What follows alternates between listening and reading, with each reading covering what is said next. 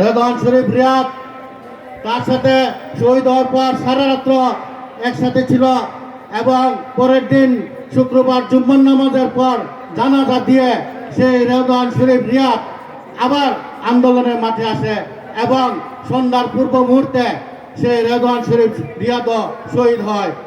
এভাবে এই আন্দোলন ছাত্র জনতার আন্দোলন গড়ে উঠেছিল। সাথের যারা ছিল তারা সবাই ঝাঁপিয়ে পড়েছিল।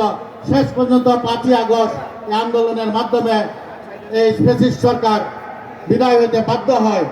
আমি একটি কথা বলবো যে শেখ হাসিনার ফ্যাসিস্ট সরকারের যে মানবতা বিরোধী আন্তর্জাতিক মানব যুদ্ধাপরাধ, সেই যুদ্ধাপরাধ সে চূড়ান্ত পর্যায়ে গিয়েছিল। 1971 সালে আপনারা জানেন এদেশ স্বাধীন হয়েছিল স্বাধীনতা সংগ্রামের মাধ্যমে।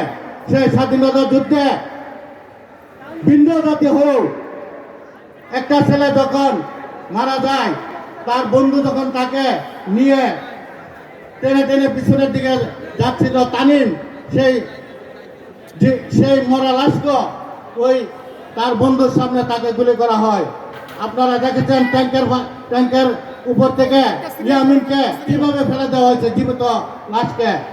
এইভাবে যে যুদ্ধাপরাধ করেছে পাকিস্তান, পাক বাহিনীও আপনারা জানেন তারা এরকম যুদ্ধ অপরাধে করছে, কিন্তু এরকম নির্মম সহিংসতা করে নাই। তাই আমি বলবো এই সরকারের যুদ্ধ অপরাধের যে নির্মম মানবতা আন্তর্জাতিক মানবতা লঙ্ঘন করেছে, তাই এই সরকারের বিরুদ্ধে এবং ভারতের বিরুদ্ধে ভারত সবসময় চায় এ দেশকে একটা তাদের মধ্যে